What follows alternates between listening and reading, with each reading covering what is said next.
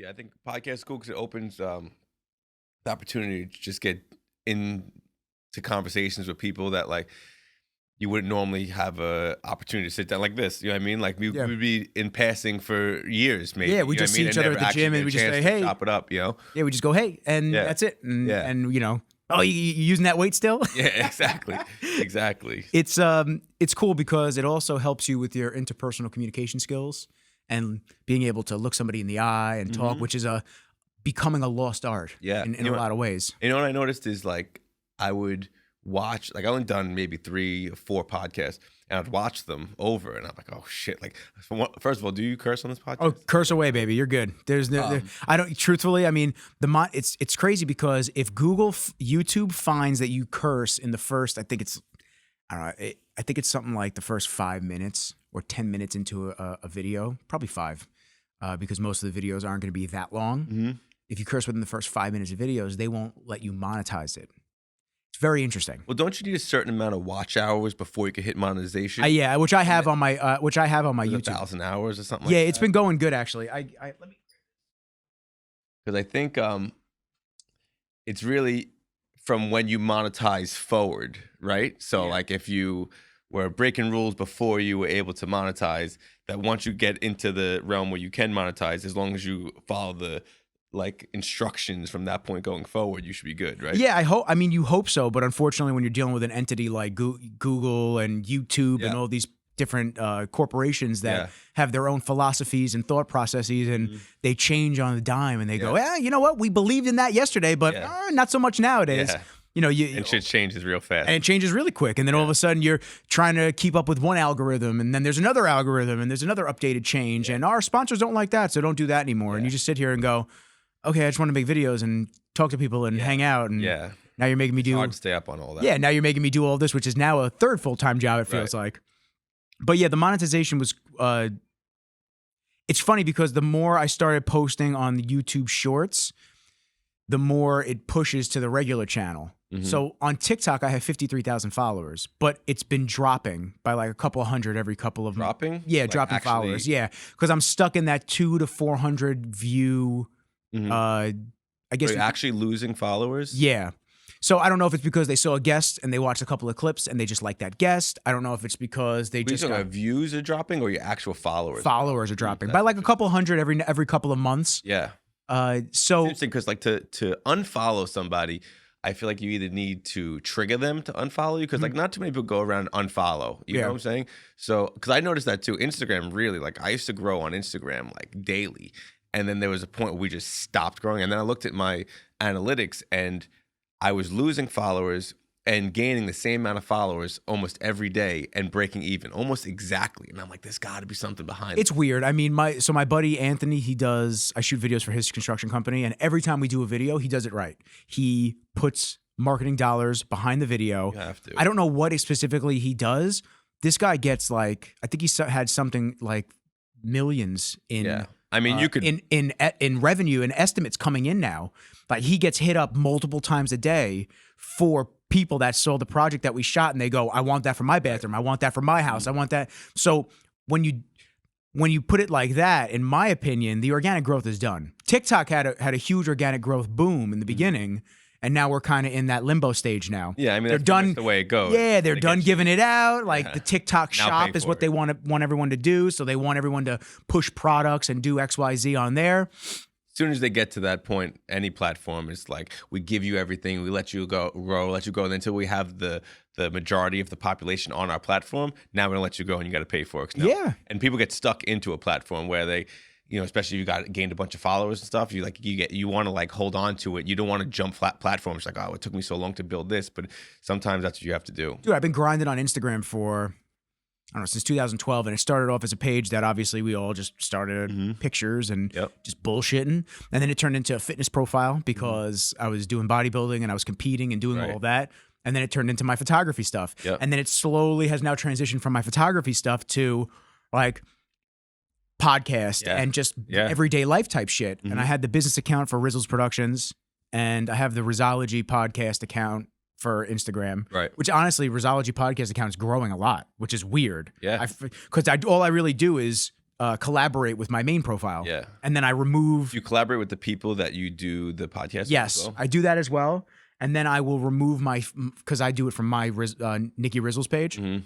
I'll remove that from my home screen after like a day. Yep. So then it goes back to a clean photos and then my work. So if they want to see the reels, they can just go over and then all the clips are right there. So it's kind of weird, like the transition of just everything. Yeah. But then, TikTok, I boomed on that so quick. I got 53K in like a year. And then now all off podcast shorts, all off of podcast clips, all off a lot of viral clips with my boy Andre, my buddy Jamal, who's always on. Usually we have to get another episode with him again. And then just clips from people. Like I had my friend Marina on who goes to OG as well. Right. She had a double mastectomy. Like we talked to all these different people and then I just blast these clips out. Yeah. But it becomes a hassle. And I talk to a lot of people about this, especially business owners, because I shoot content for them. Right. And because I'm friends with you guys, I talk to them about how much it's just like, it's another job. It really is. Just having to keep up with just every fucking platform. And it's like, well, YouTube wants shorts, but they also want horizontal videos. So it's like, we got to shoot it wide. But and then for ad content, you need it horizontal. But on Instagram only, they like the ads to be north south. And your video guy, Box Visual, shout out to him, really great creative, super talented.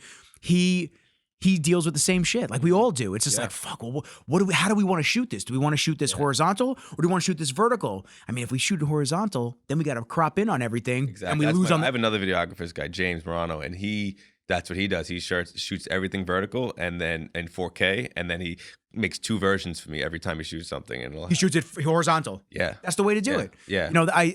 It's hard though. Shooting vertical sucks. Shooting vertical sucks because especially when you use a wide lens, like I was saying with the wider lenses that I was incorporating, when I shoot those wide, you get that weird, almost like a barrel effect.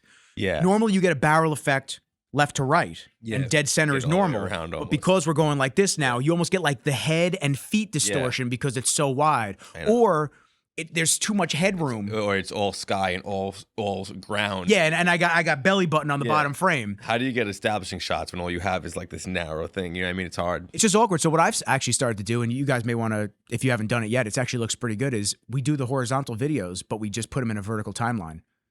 What do you mean? So we'll do it like this. And I think it looks cool. We just tell the people, turn your phone. Oh, I got you. Yes. I mean, just doing it kind of like that. Yeah. And it takes up the whole area. Yep. It looks good. It's super clean and super clear. Yeah. And you don't have to worry about that. Get like the best of both worlds. Bullshit ass crop effect. Yeah.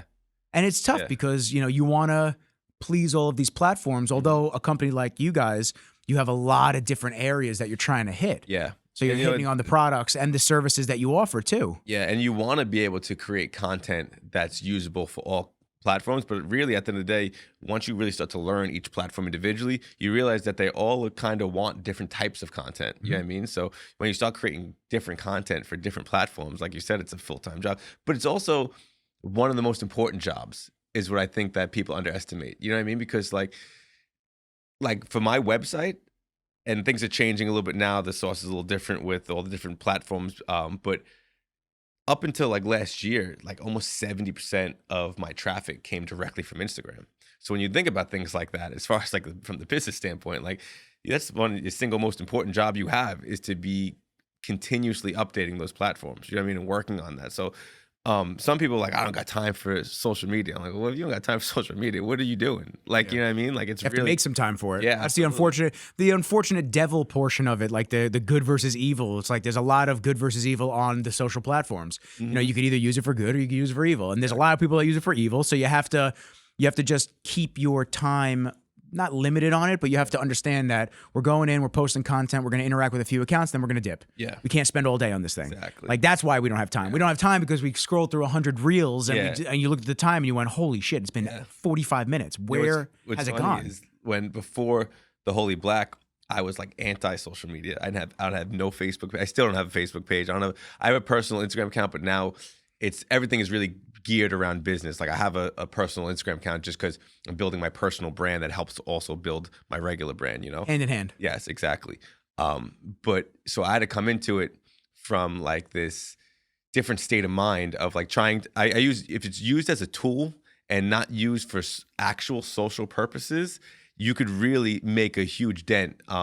But when you kind of like mash the two together, where it's like your personal stuff and your business stuff, then you're like, it's hard to differentiate like what is actually business and what's not. Like, am I doing this because I want to? Am I doing this because it's functional for my business? And like being able to decipher through that, I think is just a talent in itself that people need to learn, you know? Yeah, it's tough for me when I deal with that because I had the multiple pages and I still do. Yeah. But it's like I don't check the Rizzology page all the time. And it was the same thing with the production page. Like I'm just going to post all my videos over there and then share it to my main page anyway and do this and that. And it becomes a weighing things out, like which account. And I just wound up just saying, you know what, I'm keeping Nikki Rizzles. I'm going to sign out of the Rizzles Productions. I'm just not going to be bothered with that thing. And then I'll keep the Rizzology page and do my thing on there. And that'll be where the clips mostly live, front and center always for people to check it out. And same thing with the TikTok and then the YouTube. And it's funny because we talk about different forms of content. YouTube has multiple now. So it's the long form content, the entire video episode and just everything in all of its grandness. And then we have the shorts, which are just the TikTok versions, 1 minute. Advertise for the long. Exactly. And the cool thing is though, and I don't know if you know this on YouTube, you can actually put a related video in the short. No, I didn't know that. Yeah. So what happens is when you post, like the recommended video. Yeah. So it's just a click. Right. So it's like you're watching something that you like, and then the full video is right there. So all you gotta do is click it, as opposed to you'd have to put it in the bio. Right. But I have that, and then I also do the micro content from the long form of the YouTube videos. So it's like 3 different forms of content. And you sit there and you're like, oh my God. And at least you have the skill to be chopping things up like that too. Like the whole editing portion of it. Like for me, like I'm using if I'm not using my videographer and I got to use the CapCut and I'm like trying to like make things work out, it takes even longer. It's tough. It's tough. And listen, content's expensive. When it comes down to it, we were talking before, it's expensive equipment. It's time to learn the software. It's time to learn everything. It's location time. It's shooting time. It's editing time. And when you talk to a lot of different businesses, I find that a lot of people don't understand at first how much goes into it. And they think that it's just somebody sitting there with their cell phone. It is too. Yeah. And they don't understand, like, it's worth the investment. It's worth the time. Like, content is king. And nowadays, like, the only way to serve people, like you could talk to someone who's been marketing for their entire life and you talk to them about how to market now, and they're living, it's a completely different animal. Totally different. And like, if you're not creating content and serving it to people and putting it in front of people's face, like, you're not going to go anywhere. Well, you're just going to be pushed to the wayside. No one's going to remember you. They're going to be like, whatever, unless they're dead hardcore fans of the brand and who you are. Yeah. Because there's some people that can get away with it. Some large names that can get away with just not posting once a year and people will still flock to them. I bet Taylor Swift, if she posted once a year, everybody should get billions of likes probably. So it's, you unless you have that type of brand loyalty or fandom towards you, it's just not gonna work. Now, when we talk about content for the Holy Black, especially, which we're gonna back up to, and I want to talk about everything kind of leading into the Holy Black, but while we're on the topic of content, when you guys sit down and you plan one of these badass videos that you guys shoot, there's a lot that goes into it. Y'all aren't just fucking sitting there and, oh yeah, let's just get a couple clips today. It's like, nah, man, you're storyboarding like a baby movie. You really are. Yeah. And it's for us especially, like, we really, really enjoy and are passionate about creating content, which I think is a huge help, because if you're doing it solely as like just a business tool and something to do, and it doesn't come through as like, if you enjoy it, you put a different type of energy into it, like me and Box, like on a Saturday night, like we'll get up and we'll hang out and we'll talk about different ways to make content. Like that's what we want to do on our own personal time. You know what I mean? So it really makes it a lot easier when it's something that you enjoy doing, I'll also say that that's actually the relationship that you'd want to have with somebody that's creating your content. Yeah, 100%. Just from my perspective and standpoint, it's great that I get called in to shoot videos and do different things with great clients. Right. But at the end of the day, it's like if the client isn't invested in the content and they're not excited about it themselves and they're just looking at it like a chore, then that's just gonna feel like a chore to me too. Yeah, and I'm not gonna be excited. Right. And if you're friendly with, like, say, you shooting with Taylor or someone that like you actually have a relationship with, then like it's easier for the person that is in the video. Like for me, I could talk fluidly with Box because I have a relationship with him. When you have just a videographer there, like, okay, tell me about your brand. And you're like, okay, you know what I mean? It gets all choppy and stuff. But once you have somebody that you're comfortable with and you're friendly with, it creates this different environment where you're just in this comfortable atmosphere, Yeah, it's the dynamic. Yeah. And that's really what it comes down to. So I had a couple of notes on things that I wanted to talk to you about. First and foremost, Matty G, welcome to the show. Thank you, bro. Thank you for having me. I appreciate you, dude. I know you're a busy man. You got a lot of things going on. Before I knew the name Matty G, I knew as the man with the phenomenal beard. That's what I knew. I saw you in class. I was like, God, that beard is crazy. Thank you. How long you been growing that out, man? I probably had a beard for like 10 years now. 10 years? Yeah. Was it always growing it out? No, it's always just like, the last time I shaved my beard was probably around 2013, 14. I hosted a Halloween party and I dressed up like Willy Wonka. Oh, shit. I shaved my beard and I hired a bunch of small people dressed up like Oompa Loompas, and no one knew who I was. Like all my friends, like I was running the whole party. I was dressed up like Willy Wonka and nobody knew who I was. It's like, you know, when you have a beard for so long, people forget where your chin is. You know what I mean? Yeah, like, dude. It changed your whole facial profile. I'm sure if you shaved right now, the kids would be like, who is that? That's not dad. 100%. Like, I almost kind of wanted just for my kids' reaction to see how they would look at me if I had no beard. You know? Yeah, the dog, you'd come home, the dog would be like, wait a minute. I know that smell, but that's not him. That's not the man. It's so weird. When I shave my beard, it's like it's so weird. You forget what your face looks like almost. You know? Yeah. It's funny. So it's funny. So we obviously met at OG, and I had always heard about the barbershop and the brand and this and that. And I've seen your stuff on Instagram for a few years prior. Before OG? Before OG, yeah. Always dug it. It was dope. Love that. I used to go to a couple of different. I shop jumped. Yeah. I find that like you find a barber that you like for a little while, and then I don't know. You start looking, and you're just like. I always thought the opposite. I always thought that when someone goes to a barber, they almost never leave. They do, but you have to almost sometimes get that outside perspective. Yeah. You start looking and you go, it's like, I'm not getting the TLC. I'm not getting the love anymore. Or, man, they've just been, they haven't been giving me the service that I feel like I should be getting. Yep. So I used to go to a couple of different shops. They were all dope. They were all cool as hell. But I always found that after about 2-ish years, 3 years, I'm like, I'm just getting the same cut. I feel like the prices are going up, or I feel like I'm getting milked, and like I'm in and out, like I'm not actually being taken care of. So I decided after I found out that you were the owner of the Holy Black, I said, yo, now I really got to try the spot. And that's how I met my man Mike. Yeah. I saw Mike, first off, I tell him this a couple times every time I see him. I'm like, dude, you still throw me off that the picture of him is bald. He throws me off. Like he comes in sometimes and he looks like a completely different human.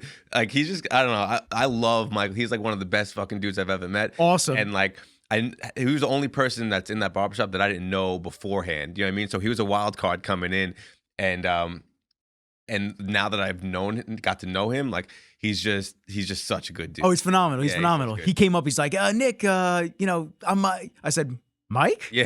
He goes, oh, yeah. He shaved his head right before the pictures. That's what he told me. Headshots, and I'm like, and he's never shaved his head after that. And I'm like, you're just a fucking great shots. Yeah. The dude who came in did amazing shots. They were really good, talented. Yeah. And I was laughing. So every time I see him, I just go, dude, you still throw me off with that bald head in that picture, bro. You either gotta. So weird. Sometimes his hair's like curly. Sometimes it's straight. Sometimes it's slicked back. Sometimes he's like, I'm like, every time I see him, and like he's got so much swagger too. You know what I mean? He's always in a different fit. I love that kid. And it's dope, because you walk in there and you get that retro, old school vibe, which not a lot of shops give anymore. Yep.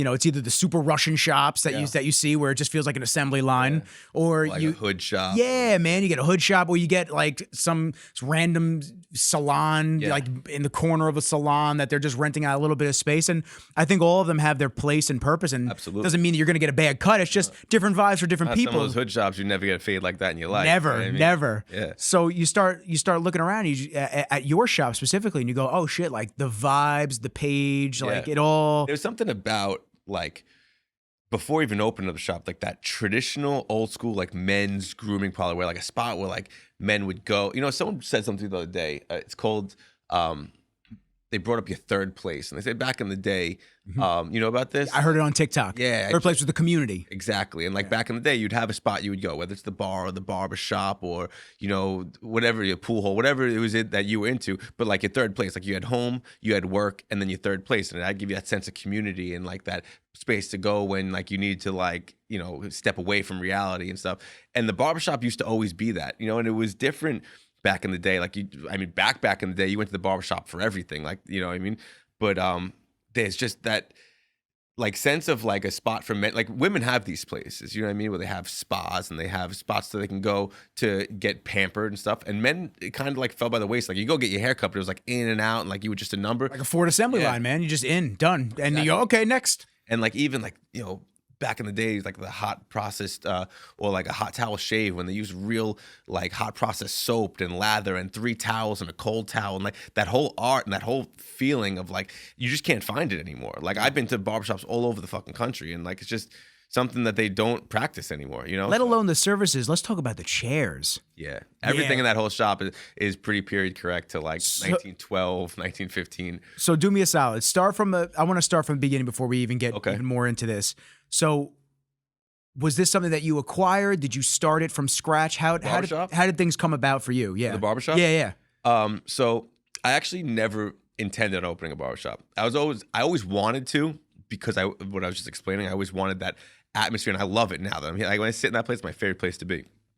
But I have an e-commerce business where I could work from my phone from anywhere in the world, and brick and mortar is dead, and like all those things are the reasons why you wouldn't want to start something with like I have no employees, like what I mean, like all the good things that I had going, the barbershop went against all that. So it was always a desire, but never. I always knew like fundamentally it's not the right thing to do. So I always pushed away from it. I had opportunities to do it before, and what happened was I had my head barber now, Kevin.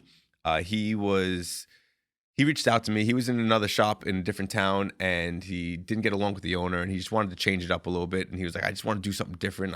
He worked with me like as far as like being a brand ambassador and coming to shows and doing education and all that stuff. So he's like, I want to do something with you guys. And I was like, all right, cool. I was like, maybe I could set you up where like one day a week you can come and we could do some haircuts out of the warehouse, and we could do some education, make some media, and kind of have fun with it that way. And literally the next day, one of my best friends, Jimmy, his dad owned that building and had an insurance company in there. And he was like, hey, my dad's retiring. Do you want this space? And I was like, man, like, first of all, Lindenhurst, I've been in Lindenhurst my entire life, born and raised, I've left a couple times, but like always came back to it, Where'd you live to, if you don't mind me asking? I lived in Massachusetts, lived in Pennsylvania, lived in North Carolina. That's pretty much all the places I've lived. And always the favorite places to come home? Yeah, I mean, I'm like a super family man. So like I'll never leave my family, especially my mother. You know what I mean? Like I hold her down. She's my rock. Can understand that. Same here. So I would never leave her. Honestly, if I didn't have a tight family, I would be like living on the road. You know what I mean? Like, nomad style? Yeah, 100%. But I just can't leave her. I won't. I refuse to. Yeah. So you're saying the building? Yeah. So I was like, shit, man. I was like, I want the building. I didn't care if I was putting a smoothie joint in there and put some people in and keep moving. Like it's a beautiful spot. Corner brick building, like had real cool architectural elements to it. I actually went in there and it was all like divided up into cubicles. It was like paneling, brown carpet, drop ceiling. I went in there and I popped up the drop ceiling. It was that tin ceiling above it. I pulled the paneling back of these old stucco walls. I pulled the carpet up. It had this old white oak floors. I was like, oh man, the place is driving me nuts. And like I said, Kevin came and did it before. So like my brain started spinning. And I'm like, maybe I'll, to have like a space in my hometown where, people are constantly reaching out. Like, hey, can I come by and pick up my products? And our warehouse isn't really set up like that. It's not open to the public. I think cool to have a storefront. And I'll take the space no matter what. I was like, I'll figure out what I'm going to do with it. And I had Kevin started working that one day a week at my shop. And then the guy Tristan, who was there from Kentucky, he hit me up and he was like, Elvis. Yeah. Every time I see him, he reminds me of Elvis. It's pretty right on. Like a clash between like Elvis and like Johnny Cash. Yes. Me and him were talking and he was like, yo, you give me the word, I'll come up there. And I'm like, yeah. And then Michelle, we started making media with her. She was a local barber. She was right on brand. I became good friends with her. And she was at another barbershop that just was like not her style. It was like really like just a different style of barbershop. Like we are, our demographic is like, she fit right different vibes, man. Yeah. And you got to make sure the vibes match. You got to just feel like you're a part of it. Yeah. And so all three of them kind of reached out to me and was like kind of like interested in changing it up.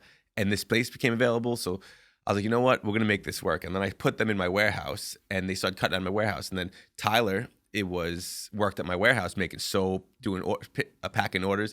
He got friendly with Kevin and he started hanging out with him after hours. And Kevin was teaching him how to cut hair. And like the whole barbershop like slowly, organically built inside my warehouse while this building became available. So like it was just it was one of those things that is like felt like it was meant to be. You know what I mean? Like everything just kind of happened. I didn't force any of it. You know what I mean? It just kind of all, everything was just exactly what I wanted it to be. So it just like organic got put together, and I put them in there, and like I think we're at a little over 2 years now, and it's been the best thing I've ever done. I love having it, and I have such a good crew.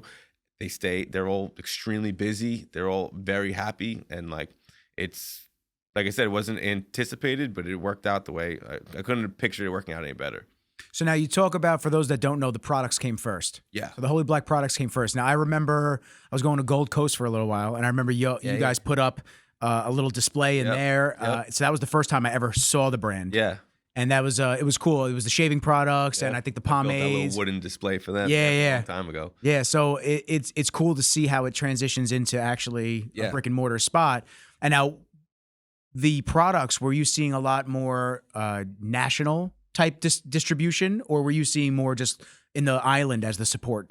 Just saying for like before you actually obviously had the actual spot. I would assume, not really assume, I could pretty much tell that after I opened up a barbershop, it changed the playing ground a little bit, because another barbershop doesn't want to buy product from another barbershop. You know what I mean? So there was that kind of issue there. And so, but to be honest, like the barbershops that we're in, there's not that many of them on Long Island. You know what I mean? Like the barbershops that are our demographic that would want to sell our product, that could like, that kind of like are on brand with us, are not, like in Brooklyn, Manhattan, definitely, but Long Island, there's not too many of them. Yeah. So the ones that we did have, we're locked in with them. We've been with them forever. But most of our business comes from like major cities around the country. Oh, so it is. So it is a national type distribution. Oh yeah. Yeah. Honestly, I was in barbershops all over the country before. Long Island, there's not too many barbershops that are like I look for a certain type of barbershop. I don't have any sales. I don't have any sales reps. I have no distribution. I literally do all of it. Every single barbershop we're in, I've contacted them directly. I established a relationship with them. And then like I looked for people that I wanted to be in their shop, and I knew that we were on brand with each other, and I knew that we had the same morals and all that stuff. And I'd contact them, I would send them free stuff, and then we'd start working together. And that's just one at a time, And now we're in every single city in the country. That's cool. Yeah. Besides New York, where do you see the most, I guess, sales or support? We have a bunch of barbershops in like Boise, Idaho. That's dope. Yeah, wherever there's like a really cool hip town and there's cool ass barbershops, you know what I mean? Like there's I have a lot in Cincinnati. So you obviously get to scout all these out, like you're saying, and you get to really see what some of these I know pretty much every single barbershop in the country. Like, I mean, just from being in it for so long, and like social media and like talking to people, and like I'm just in that world. So like when I see a shop that is really rad, like I make it a point. Like I've driven out, like me and Box rented an RV, and we drove from Texas all the way up to like Albany and then back down. And like I hit every cool barbershop that I found along the route. It was like a 12-day road trip, and spots that I was in already and spots that I wanted to be in. And like I just went there, and like I said, like if there's a spot that I think our products belong, like that's like my drive is to work with them. So if I want to get a good cut anywhere across the country, I'm hitting you up and going, yo, Matt, listen, I'm not on Long Island, so I can't go to your spot, but where are you telling me to get this cut? There's nothing better. Like I have like friends that either on vacation or live in a different state, and they're like, I found this cool barbershop. I went there and I seen your products there. Like, you know what I mean? It's like the coolest thing. Yeah, they thought they beat you there, but your display was already up. You're like, no, I've been there for months. Yeah. Oh, yeah. Yeah. That's awesome, dude. And so now I got to ask, Holy Black. Where did it start? What does it mean? What does it mean? What is because I mean, I get that question. You guys are all brand, so all brand and brand identity, and just the morals of the brand. Yeah. And like, what does it stand for? What is it? So the Holy Black, the words the Holy Black actually came from is back in the day. They used to do like cowboy action shooting, and they used to use black powder in their guns. At some point, they switched over to smokeless gunpowder. It was like better for your gun. It was much cleaner. It was like less of a hassle to work with. But like some of the dudes that wanted to like keep it traditional and do it old school, that kept using the original black powder, if you'd ask them what they'd shoot, they're like, I only shoot the Holy Black. So it was like a slang term for doing things the old school way. Now you can't find that. If you look up Holy Black, like we found that. Me and my brother found that, and he was like, that's the coolest fucking term I've ever heard in my life. That's gangster. But now we own it. You know what I mean? And what's also funny is holy and black are two like real like trigger words that have never been put together before. And I could tell like I get it all the time, but people also tell me that when they wear the t-shirts, like people have to stop them. Like what? Like they need to know what. Like, are you guys a gang? Are you a band? Are you like they just don't know what it is? Are you bikers? Like what is it? Something. I was just at the gas station before I came here to grab that order, and there's this dude behind me, and he read my jacket. He's like, the Order of the Holy Black. He's like, what are you, a Muslim? And I'm like, no, I'm not a Muslim. No, man. You know what I mean? But like, you know, I know the beard go crazy, but no, man, nah. So it. Like for search engine optimization, you know what I mean? It's like those two words put together they work really well, you know? And now it's cool because the Holy Black means something so much bigger now. You know what I mean? At least to us, it does. Yeah, I mean, it's cool because you get to see, obviously, the community that you guys are building out and not only the community in the shop, but, you know, some of the events that you guys do. Yeah. And then especially when they had the street fair, you know, you guys are doing your thing out on the street and trying to give back to the community that you love, dude. You know, Lindenhurst, you talk about it. You're happy to be a part of it. You want to be a part of it.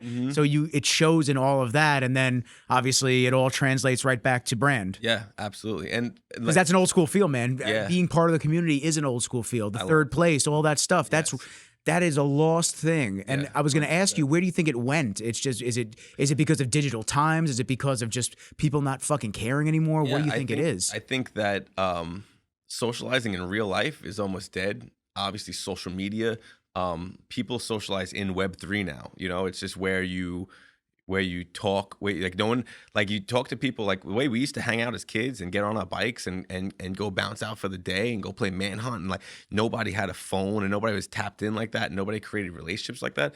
Now all relationships are built online, and even like you say someone like us, like we had this common ground to go to the gym, you know what I mean? But if we didn't go to the same gym, like, you know, I'm not at the bar hanging out, and I'm not, you know what I'm saying? Neither are you. Neither am I. We would probably never met if I never went to the haircut. Yeah, absolutely. Yeah. So there's there's just a need for it where people want to be part of something, and they also want to have genuine relationships, and it's just gone by the wayside. And so I don't know how much you know. We have the Order of the Holy Black, which is I saw a little bit on the website. I was going to see if you were going to, you know, get into it too. Yeah. So it's. I mean, it goes really, really deep, and I don't know how deep you want to go, but it's more or less as deep as you want. That's what I was about to say. As deep as you want, man. I'm with it. But in a nutshell, like if I could explain it in like a really easy way, I would say it's like a modern day version of like if you took a Knights of Columbus and like the Masons and a motorcycle club and made one. Is pretty much like if I could try to describe it. But we pretty much created a social club that gave people a third place and gave people an option to come together, and where it's a club based on not like all of us have the same interests. So it's not like a book club or a golf club or whatever. We all are it's only based around good people. So like we find good people, they're all different walks of life. They all come from a different industry, and we all came together. And like I said, it's been working since like 2016. It goes pretty deep. But now that we have this going, and now we actually, you know, we meet once a month, we're organized, we have events, we have a non-for-profit, we have a 501c3 and a C10, which makes us a fraternal order. Now we're in the process of getting a clubhouse, so it's members only, and everybody's paying dues, and like it's really starting to like, and I've built a bunch of businesses, but this is like building on its own, and it's because I didn't realize, at first it was almost like something to help build the brand, like, you know, we'll put the brand on our back, we get together, we do these events, but since I've built it, almost every member has come up to me and been like, I had no idea how much I needed this. This filled a void in my life that I didn't even know I needed to fill. And like now I got guys that are doing like mental health Mondays where like all the guys come, we have a Discord channel where they go in and they have voice chats, and like, it's just, and I could see the demand for it is outrageous. And now that we're building it, I have been real quiet about this. Like, so just recently it started to really move fast, and it's without any promotion or anything. I have an Instagram account that I don't even touch. I barely every once in a while, like I'll vaguely say something on our social media. And like, if you really look through our website, you might be able to find some of it. But I found it on the website. That's what I was looking at. I found the clubhouse. Okay. Yeah. Sanctuary. Like that, The inner sanctuary. Day or night type thing. I was like, that's interesting. I was like, I feel like I haven't seen this before. Like on the bottom of the website, it says like, not a front for resurrecting ancient secret society or something like that, you know? But, you know, as it's been developing, I've been learning a lot about people's desires and also a lot about myself, that I feel like a lot of that I've learned And everything I've done up to this point has set me up for this. And I really think that this is going to be the biggest thing that I've ever done. I really feel like it could be national. And I think if you think about it, like there's a Knights of Columbus, a Moose Lodge, a Rotary Club, a friggin' these are all just Kiwanis. Like when I think of these like old men hangouts. That's really what it is. There's one of them in every town, in every city across the entire country, and all of them own these huge buildings, and you go to them, it's like a dingy bar, a bunch of old men sitting around watching like a football game.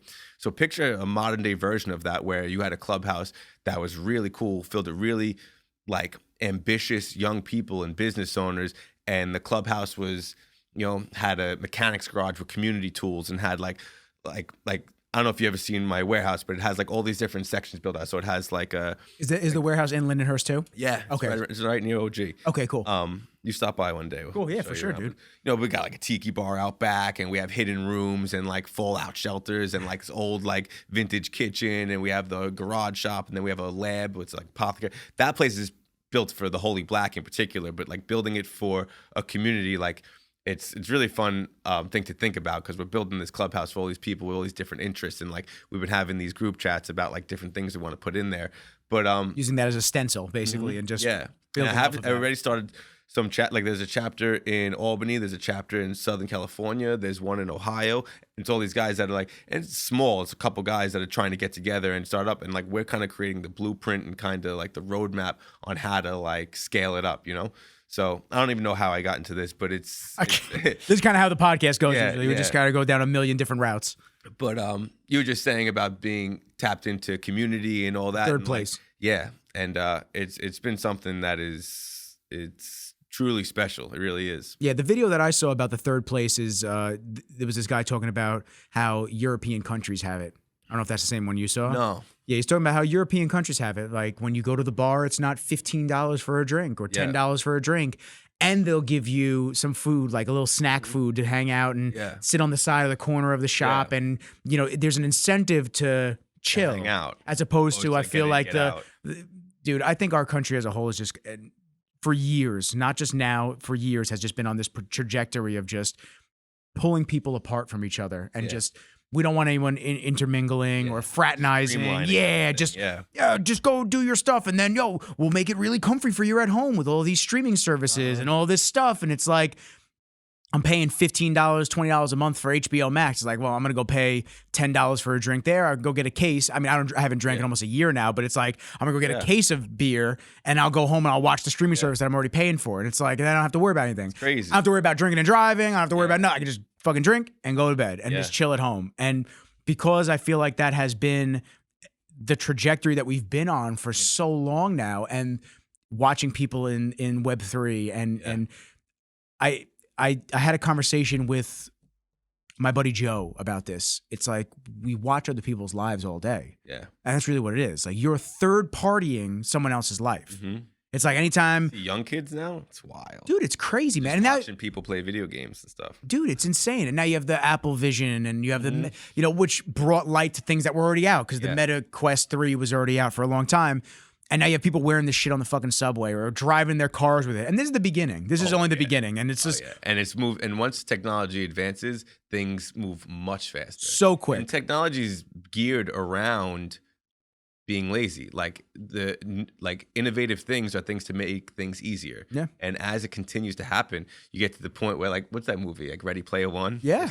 Yeah, dude. It's really happening. But that's why now is such an important time to be able to push away from that and be able to bring a sense of real community. Like people say the word community all the time, but to actually build a real community. And that's why I think I established a really good relationship with Evan, because he has the same thing where he is actually building a real community, and he cares about his people, and he cares about, how everybody intertwines with one another and trying to give them a platform to keep growing. And not too many people are doing that. Everybody's treated like a number, and it's just kind of like trying to get people in, get people out. And if you actually tap into people's real emotions and try to work with them and listen to them, you could build something monstrous, because nobody's doing it. They're all thinking the opposite way, how to, like you said, kind of pull them apart instead of push them back together. Yeah. And that was the kind of one of the big transitions that I've had over the last years is I went from doing all bodybuilding shit I mean, I always had training partners, but they came and went. Yeah. They couldn't always get there at the same time as me. It's like, well, I got to get my leg day in. And you just go and you just hammer out legs for 2.5 hours by yourself. And you're just miserable. You're angry. You're just like, fuck, man, I just want to be here. And whatever. Just bang it out. And I transitioned from doing that to the group fitness type stuff, which is nice. I don't really fraternize with everybody there. I'm not really, like, I'm part of the community, but I'm not. Like, I go there, I say what up to a lot of people that I know, and then I dip. And that's what it really comes down to. Even just a simple, like, fist bump at the end of the workout goes along with. I brought a buddy there today. It was his first day there. Yeah, the dude I met. He was super nice, Yeah, and, you know, when he left there, he felt it. He was like, he's like, and he said, besides the fact that the workout was great, the atmosphere was great, you know, he's like, but like I could feel the sense of like camaraderie in here, and he's like, it's just a different vibe, and like that is like, and you don't think about it, but those are the things that trigger in your brain that make you want to go back. You know what I'm saying? It makes you excited. Like, it's like, all right, well, it's. And you wouldn't have worked like that if you were by yourself. You know what I mean? With no. that, you got your buddy, like, you know, pushing you to do. I got Tyler. Tyler's always amping me up and shit like that. But and that's truthfully, that's how it was when I did do workouts with my buddies during bodybuilding. You know, I'm deep into a prep and I'm just like, I have nothing left in the tank, and they're fucking sitting there going, let's go, Rizzles, come on, let's go, come on. And I'm like, okay, let's do it.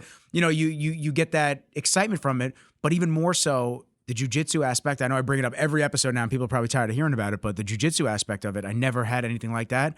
I'll tell you what, man, you want to talk about camaraderie? Fight gyms have the craziest tribal camaraderie ever. Like, when we go to these jiu-jitsu tournaments and you're a Sarah guy or you're a Law MMA guy, which is an extension of Sarah and Ray Longo's place, or your Soka or your Freedom, like all these different gyms come. It feels like Cobra Kai. It really does. It feels like Cobra Kai, the Valley Tournament. You're like, what? Another example of people wanting to be part of something. You know what I mean? And you see it in everything, whether it's a church or it's like, there's so many different versions of it, but really all it is just like finding your people and finding your community, and like human nature. That's all you really want, is to be part of something else and feel like you have your team or your tribe or your gang. We've always been tribal. Yeah, as our ancestors were tribal. Like, it's always been a thing. Before there was money, we were bartering. Yeah. You know, I would come to you, hey man, like, let's say I was a blacksmith and you know, you cut hair. It's like, hey man, I need a haircut. I'll sharpen your tools for you. It's like, okay, I still cool. work off that system. That's what I'm saying. I did that recently with my buddy of mine. Yeah. You know, and it's still a valid way and a valuable way. Like, there's an exchange of services to better each other. It doesn't always have to be a financial gain,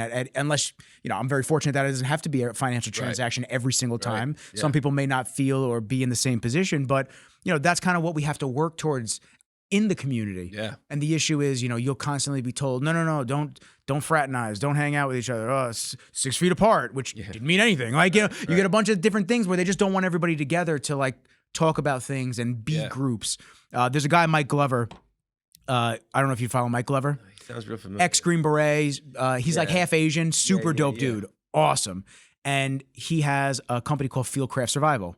He basically does training for civilians in trauma, how to wrap off, what is it called? A tourniquet? Yes, tourniquet, thank you. How to wrap off tourniquets just in case for any bleeding and this. Pistol, rifles. He does everything like that. And he started a group similar to yours, but different, about everybody just being in community and then outreaching across the entire country. So this way you have your pocket of people that believe in those same set values of making sure the family's okay. God forbid there's an emergency. We all got each other. Like, this is our people, and this and that.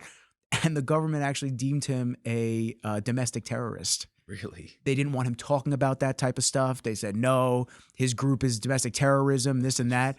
It's just fucking insane how the lengths that people will go to just not allow us to be together. And then exactly what you were saying, which is the point that I'm trying to make, is there's a need for it. Yeah. So you see how many people need it. So it's like they're miserable because they don't have it, but then they are told not to do it. And they don't, some people will just be like, I don't know what to do. It's like, no, you feels right? To be able to hang out with other people and talk about things and work through your problems. Mental Health Mondays, that's huge. Like, there's a lot of shit that goes untreated and unhelped. It's a huge, it's really mental health in general, men's mental health was something I didn't realize was almost ingrained in every person could use a little bit of it. You know what I'm saying? And like, the little bit of help could go such a long way. We all go through shit, man. Life is tough. I say it every episode too. People are probably tired of hearing that too. Life is tough. It is. It's tough for all of us. Yeah, it's also good as hell too. Right? It's good as hell. It's tough as hell. And there's a lot of things that go on. And, you know, you have to be able to take the tough days and pivot off and enjoy the good days. And when the tough days come, you have to remember those good days. And when the good days are there, you have to remember the tough days and be like, yo, it's pretty good right now. Like, things are great. Like, money's flowing, the dog's healthy, like things are great. And just, you know, having the ability to, you know, this is almost like my own form of therapy, to be honest with you. Yeah. When I get to sit down with people and talk about just life. Yeah, I could see that. It's a good thing. And I'm sure people listening, this is almost like an external therapy session because we don't get to do that a lot. Yeah. We, you know, a lot of people have not set themselves up the right way. And it's nothing against them. They've just been positioned to believe that the only way to survive and the only way to live is to get in your car, go to your job, a job that you fucking hate, and that job that you don't want to do, come back home, be miserable because your whole day is wasted in traffic and at a job that doesn't really serve you or anything that you love, not go to the gym because you're too tired to go to the gym now, eat shitty food because you don't understand nutritious food and what actually is put into the food if you're not careful and you're not on that thought plane of keeping things organic and healthy and single ingredient. That's affecting your mental health. That's affecting your regular health. Right. Then you're miserable because you feel like that. And then you do it all over again. Yeah. You pray for the weekend. Then you get pissed that there's only 2 days in it. Yeah. And that it goes by like that. Yeah. And people wonder why they're upset. They wonder why they're depressed. And it's tough, man. Yeah, it really is. And I think that formula of understanding like how to achieve actual happiness, it's really not that complex. And I think, like you said, people just don't understand how to get there. You know what I'm saying? Like, if you could get yourself into a place where you love what you're doing every day and who you're with and where you're at in life, like embrace every stage along the way and not always be thinking about, but when I get this or when I get a house, it'll be different. When I get married, when I have kids, instead of just embracing where you're at and what you're doing right now and who you're with. And like, I think majority of it is perspective. You know what I mean? And it does, like, again, some people are in a less fortunate situation where they hate their job, but you're also, you kind of put yourself in that job. Like, you're in control of your entire life. You know what I mean? You have complete control. So it's up to you to hit, like, pure happiness. You know, there's only one way to really get there. And that starts with you. Yeah, absolutely. To jot something down before I forgot. I actually did want to ask you, as a side note, how did you start formulating the products? Because you have a lot of interesting products, and one of my favorite ones, I have to say, extra powder, the petroleum.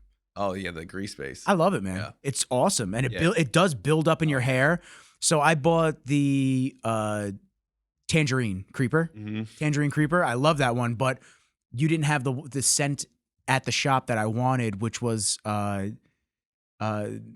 like the pirate one. What is it? Galleon. Yes. Yeah. Galleon, and then the other one was my favorite phrase. Yeah, the Galleon was dope, man. Yeah, it's so good. Mike uses it on me every time. I go, bro, put a little dab in there for me. Good. Come on, man. Yeah, it's so good. So how did you go about? Like, do you have any background in that? No, my brother is the like creative genius behind this brand. I'm like so my brother kind of started with creating aftershaves and like. So the story is our grandfather was a barber, and we inherited all his old like aftershaves and straight razors and all this stuff. And there was one aftershave in particular. It's called Schulten's Old Spice from the 30s. And my brother like I said, he's just a creative genius. He's a really, really smart dude. And like when he puts his mind to something, there's like no stopping him. What's your brother's name? Stefan. Stefan? Yeah. Shouts to Stefan. Yeah, Stefan's the man. He's a really interesting character. You won't meet anyone like him ever. He's a smart dude. But so he started ordering fragrances and making all these different concoctions until he felt like he nailed that one fragrance, you know? And along that journey, he started to really learn a lot about just different chemistry and different products and started messing around with different things. It was always kind of like a hobby to him more so than a business, you know? And he got really good at it. He started like an Etsy store and started selling like handmade shaving soaps. He was carving shaving brushes, like really just like off the wall stuff. And this is like 2010, you know what I mean? Like a long time ago. Deep roots. Yeah. And then ever since then, like he started this little business and he started going and he started just getting better and better at it. And now he has a whole fragrance house and like he's like you know what I mean? And he never went to school for it or anything. He just read every single book that you could possibly read about it. And L'Oreal, watch out. My man's about to take over. yeah. Yeah. So he's the, when it comes to like the creative side and the like chemist side and everything, like that is not my department. But he's also has zero motivation by money, and has no business like want. Like when he first started this, I wasn't even involved. He got so busy that he was like, yo, like I don't even want to do this. This is too crazy. And that's when he came to me, and I was like, we could turn this into a real fucking business, you know? And what were some of the first products that you guys did? So under the Holy Black. Yeah, so it was started with aftershave. We used to go to the liquor store and buy these gallons of like really cheap whiskey, and we had this whiskey-based aftershave, and that was like the first thing that went like really well. There's a whole like, I mean, there's a niche for everything, but there's a whole like wet shaving niche where you know, shaving with a traditional straight razor and like making hot processed like Italian style soap where it's like making it with lye, and like there's all these crazy like big corporate companies just can't do it. It's not feasible. You have to hand make it, and like, you know, so there's like this whole artisan side of the shaving world, and that's where he started. It's just like making like shaving soap and aftershave, and like he had this, I forget what it was called, like whisker whiskey or some shit like that. But and he was making it with whiskey, and it just went over really well. He was like, everybody was making the same fragrances. It was like lavender and, you know, like bay rum and sandalwood, and he just started like doing things that were off the wall, and he had a really cool aesthetic similar to the aesthetic we have now. It was all like Victorian, like 1800s. Everything was like, it was like wrapped in a coffee filter and had hand pressed labels, and it was all cut out like irregular, so it was like really like handmade, like artisan. And like I said, it was like an Etsy store, and he started just selling them off of there, and he just started getting orders in, like, and then we once I jumped on board, like we hit a ceiling in that niche. We're like, okay, like we can only make so much shaving soap, and like we're making shaving soap every single week. And then that's when we kind of got introduced to the like hair industry, where pomades and stuff like that, where there was actually like a wholesale side of it. Like, 'cause no one's wholesaling like hot process shaving soap, you know, except like a couple boutique stores that we're still in. But the art of shaving, were they one of them at the time? No, the art of shaving is really just Gillette. That's just corporate. Like before they were Gillette, or were they always Gillette? As far as I know, they were always Gillette. Oh shit, I didn't know that. Pretty okay. Sure. But no, like there's spots in Manhattan that are like, one of them called Pastor's Pharmacy. Like all the old school pharmacies that aren't like, you know, CVS, Rite Aid, they carry like real traditional old school stuff. So, gotcha. Stuff like that. But yeah, it just really started out as like him being like a mad scientist in my mom's basement, you know what I mean, concocting things and like giving it away as like Christmas gifts and to our friends and stuff like that. And like it really just took off out of that. And I was involved. I was on music studios at the time, and I kind of just put him in one of my music studios, and he just started building his brand from there. And then like he came to me and he's like, I need you to freaking like get behind me on this. And I was like, and I saw what he was doing. I knew there was potential, you know what I mean? And then I was just like the bull. I just kind of was pushing at him. Like he's like my secret weapon. Like all these like we do like limited edition drops. Like that Tangerine Creeper was one of the Tangerine and Lavender Creeper. He had this stuff. It was actually used for e-cigarettes that makes it mentholated. What the fuck is it called? I forget. Something I could look up? Not really. You're never gonna find it. Never gonna find it? No, it's like WPS40 or something like that. But it's this ingredient that they use in e-cigarettes to create that mentholated taste. And when you put it into a shaving soap, so whenever you have something like mentholated, usually it smells like eucalyptus or for example, peppermint. Poolgon and eucalyptal were identified in menthol flavored e-cigarettes. Yeah, no, I never heard of that. Sorry. No, it's all good. The reason it was called Creeper was because when you put it in a soap, like you could put any fragrance to it and still get that mentholated feel, and you'd put it on, and like within a couple of minutes, your face would be like ice cold. You know shit! So we did like Lavender Creeper and Tangerine Creeper, and he would making these really like obscure bottles and wax dip them, and fucking he made all sorts of crazy labels for them. So he's just like Dr. Jekyll, Mr. Hyde type. Yeah, shit. We actually did a Dr. Jekyll, Mr. Hyde. Every Halloween we do a big like, box set, and we did a Dr. Jekyll, Mr. Hyde, and it was like a wooden crate that we hand built, and the bottles, like when you opened it up, there was a light sensor, and it lit up the bottles, and then the shaving soap was like had the two fragrances like mixed in between. But like all that like fun creative stuff is just like what we're real passionate about. You know what I mean? Like making those small little projects are really fun. Yeah. You know? Yeah, I love that. You know, I've always done pomades, and I don't know if this was something that you guys have driven to. Obviously, it's the necessity and want to go back to simpler times and do it the right way. Mm-hmm. I find that the ingredients on a lot of the bigger name shit is just it's just dog shit. It's horrible. It's horrible for you. It's horrible for your hair. Yeah. And I never even knew about petroleum based pomades or anything like that. I just always you grab whatever you see at the store. Like you just see, okay, cool. Like that smells nice, but you just look at it and you feel it. And it just makes my hair flakes and I feel like shit and this and that. So you start looking at real products at the way they're made. It's like, yeah, you're gonna pay a little bit more for it, but the smell is better. It's more original and authentic, and you're paying for those premium ingredients. Yeah. Absolutely. And like that's where the birth of pomade happened. So it used to always be like oil-based pomade, like back in the day, like greasers, everybody. But like that stuff, I mean, if you use, it's not easy to get out. It's not. No, I put a dab. I mean, a little bit, and I'll work it all through. Thankfully, it's like my hair was super long for a while for me, and I just told Mike, I said, "Yo, dude, we got to go messy spiked hair. Yeah. I can't do it anymore. It's too much. We'll do a super short on the side, like the skin fades, and then we'll just mess it up on the top." He goes, "Perfect." That's actually perfect for it. Yeah. Because then I could just put a little bit of product in it. It looks like it, and then it stays that way for days where it looks like that. Even if I wash it in the shower, it doesn't all come out. Yeah. It's actually, a lot of people use, we actually make a hair tonic for that'll take it out. Oh, really? But Dawn dish soap is what most of the old school greasers use. I really like the big pompadours that grease it up. Dawn dish soap takes it right out. Right out. Yeah. Okay. But yeah, so they came out with a water-based pomade, and that's where like the birth of pomade came back. So pomade was like old school 50s greaser style, but then it was like if you didn't want like your pillow to be like all greased up and like you couldn't get it out, but then they created water-based pomade where it was all water-based and it came out with water, and there was like a whole new birth of pomade and started all over again, which was like 2012, 2013, right around when we were starting to get it. So that's why we got into the pomade game pretty early. Yeah. And really our competition at that point was like all just the big dogs. You know Suavecito, all that stuff. Even Suavecito is actually the one who came out with the water base. They invented it. Oh, really? Yeah. They they started the birth of it. But I mean, like, so we were on board with them, like Layrite and stuff and brands like that. And then the big OG people, all the people that were like LA Looks and Crew and like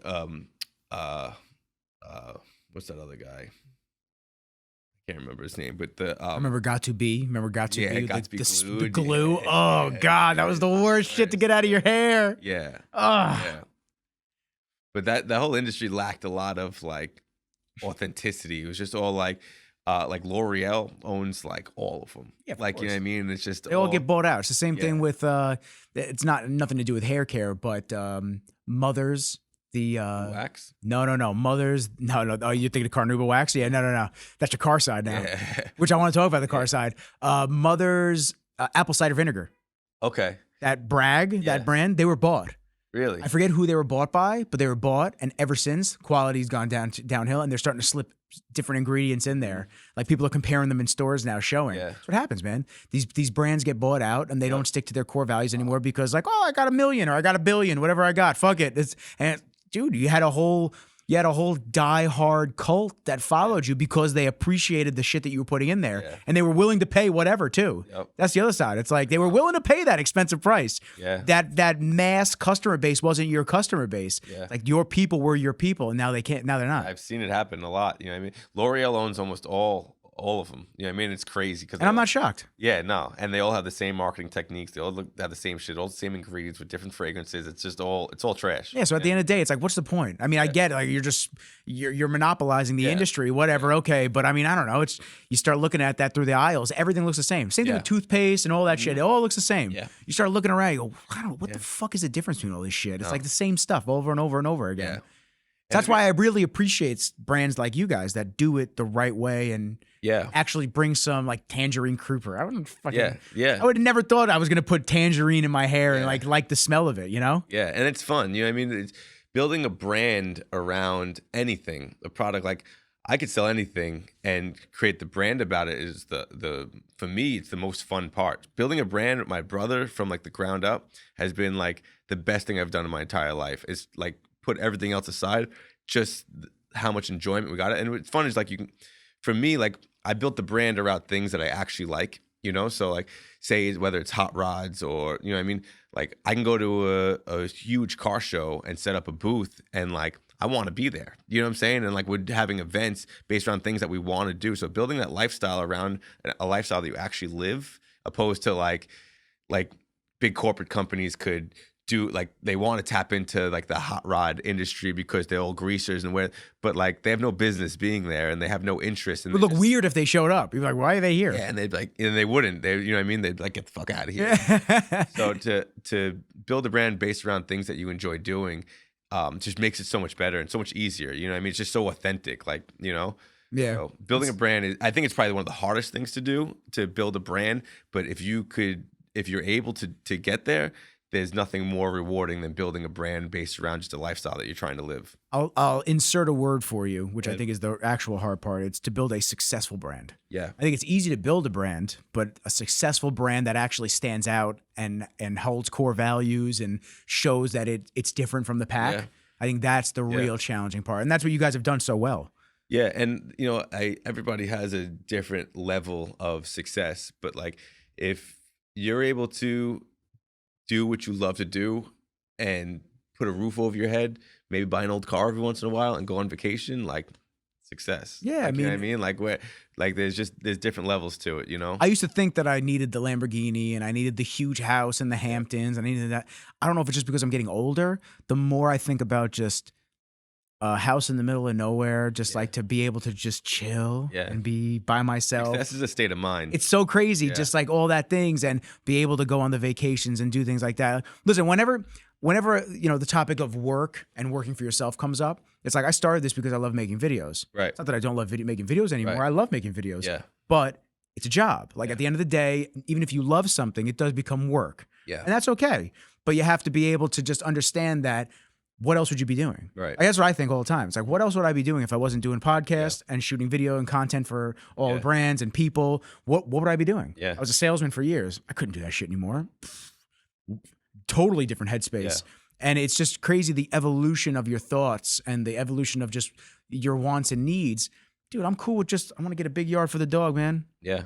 I want to get a big yard for the dog. I want to make sure I always got steak on deck. I want to keep training jiu-jitsu and just keeping up with not the Joneses, but with myself. Yeah. I don't give a fuck about anybody else. I care about my people, but I'm tired of, I'm not here to impress people. I'm not here to put on a show or this and that, or you watch my life. It's so cool. It's like, nah, man, you tap in if you want to see me hang out with great people and continue the conversation. And then you support these brands and people off camera. Mm-hmm. But otherwise, this is just what I do because I enjoy it, like we were saying. Nothing better than that, bro. There's so much value in there that you don't even know. If you literally enjoy what you're doing every day for work, like you own the world. Yeah. You really do. It's like such a great asset to have. It really is. Speaking of hot rods, and speaking of the car scene, it's almost like that cross connection, obviously, with you guys. I love the old school van in the back. Thanks. And now you have a new project that Tyler was talking to me and you talking to you about this morning. Yeah. And I had no idea that you scored a new one. Yeah. So is that just like a side passion of you just love fixing things up in general? Yeah. Yeah. I mean, so I have this thing, like, first of all, I have a very I got a really good commute. My house, my barbershop, my warehouse, my mom's house, all within like a mile. So like for me, I have a regular car that like my wife uses and stuff like that. But for me, like I could drive an old classic car every day and it's okay. You know what I mean? I'm not going too far. And you're not beating on it. And for me, like I like the fucking smell of it. I like the feel of it. I just love old cars, right? So, and for me, like I could buy a $10,000 car. I could drive it for a year and then I could sell it for $10,000 and I could buy another one. Usually I don't even last a year. Like I just like go through it. So, and then since I'm young, I have a book like of all the cars I've owned. I'm up to like 46 or something. Damn. Yeah, I've had a lot of cars. But like, you know, none of them are friggin' Mercedes and like, you know what I mean? It's not, I have no interest in owning one. And they're all just like weird, cool, unique things that are just, that for me, it's just a hobby. I love it. You know what I mean? I love like this, when I am have the opportunity to look for a new like hot rod, it's like my favorite thing to do, to get on like Facebook Marketplace and be searching, you know? And that's just what I've been doing forever. I love every bit of it. Something about driving an old car is just, I don't know, it taps right into me. So I guess a twofold question. The first question I have for you is, what's been your favorite one out of 40 plus cars?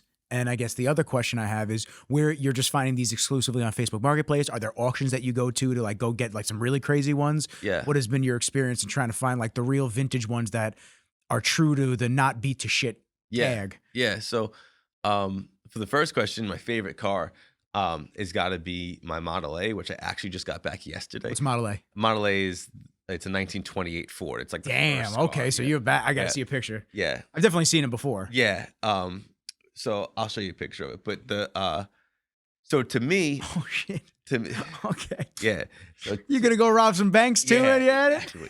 So for me, the Model A is like the original hot rod. So pretty much what happened was in like the 30s and 40s, or when the guys came back from the war, though, in like the 50s, when like all these like other big cars and Cadillacs and all these things were available, the Model A's were like in everybody's backyard. They were just like a dime a dozen, and all these the young kids started taking the fenders off and racing around, and that was like the birth of the hot rod. It's like putting the exhaust out the side. Yeah, it was like when hot rodding cars started, and mine's built period correct, where there's nothing modern on it, that it's built the same way someone would have built it back in like the 30s or 40s, and it's just it almost could just bring you back. And like when I look at like my car is 1928, it's almost 100 years old, and I drive it almost every day, like around town and stuff like that. Really? And is something just about the history that car used to be driving around on dirt roads. Like, you know what I mean? It's just so much there.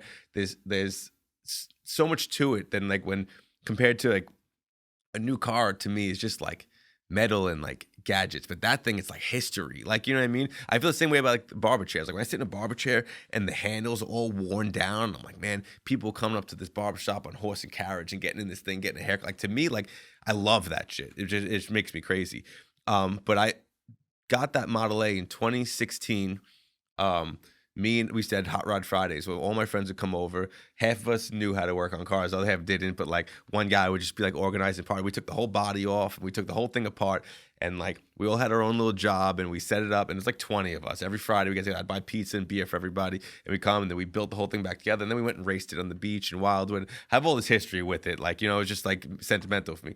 But when I bought that beige van, I sold it to. Is that the one that's been in the back of the shop? Is that the one I'm thinking of? What's the one I'm thinking of? The Scooby-Doo van, like looking one. That's the one? Okay. Yeah.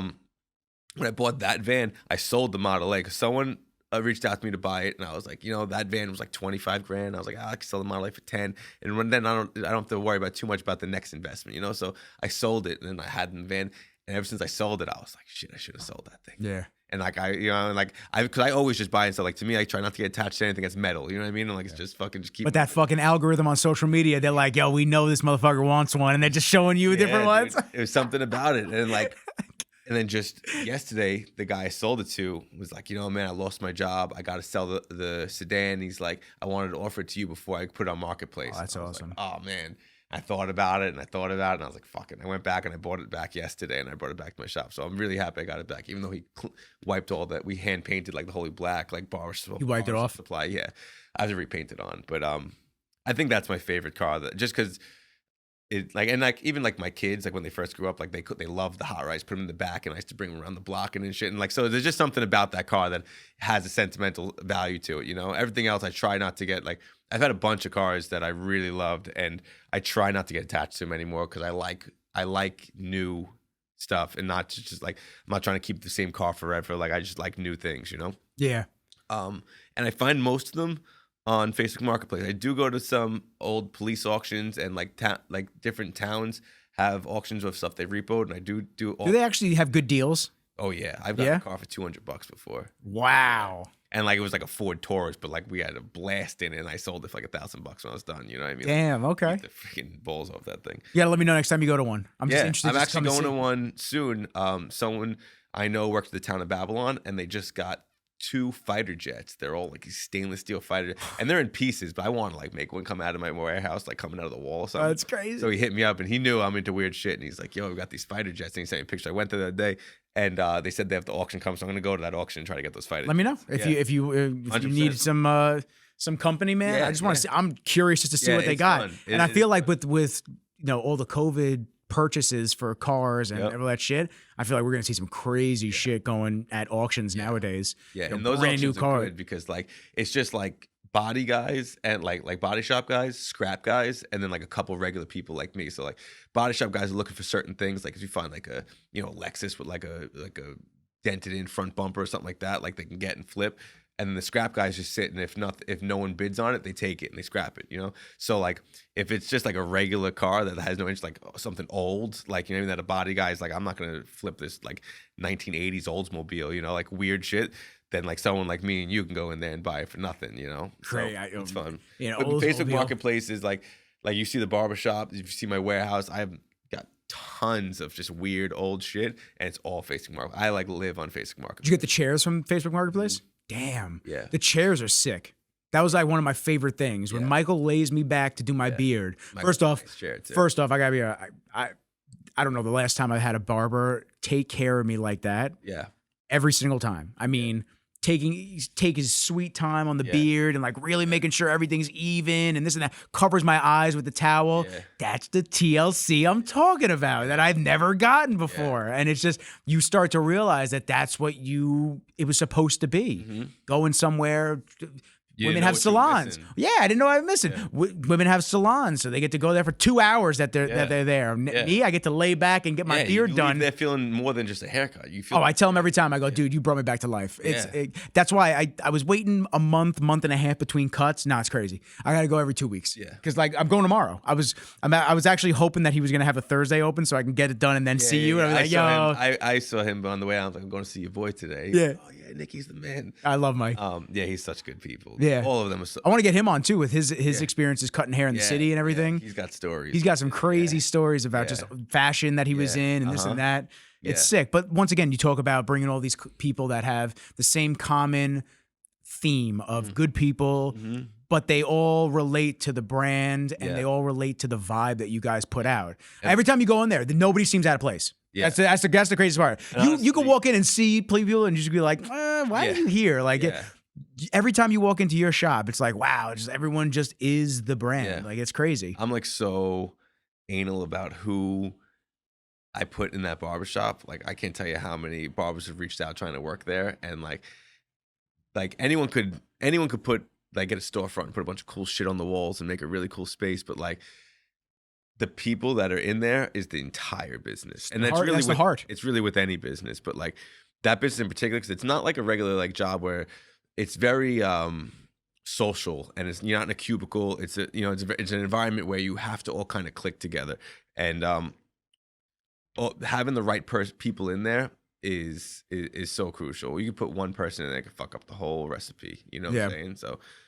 So I got a good group there for sure. Yeah, no, everyone's super cool. I love seeing everybody when I go in there. Everyone's like, hey, who you here for? Like, it's not just, it's Mike's guy, or it's just like, hey, we just want to make sure that everyone's greeted once they walk in, and you go back to just, it's a good place to be. It's a good feeling. And I'm excited to see what the unrolling of the Holy Black Order, the Order of the Holy Black. You should come to bingo. You said next week. I'm gonna come. I'm gonna come through. Event, and that's what we do. Those like we have events pretty much like 4 or 5 times a year through the order, and that's like we call it like a hang around period, where if we have people that we think would be a good prospect for the club, we invite them to our events. Which thank you. Yeah, I appreciate that. That's when people come in and kind of can meet the people that are involved, and then that gives us an opportunity to have them on a social level, opposed to like, just people that you meet in passing. You got to actually come, hang out, and chill, and then see what we're about. And then like after that, then that's when we can start to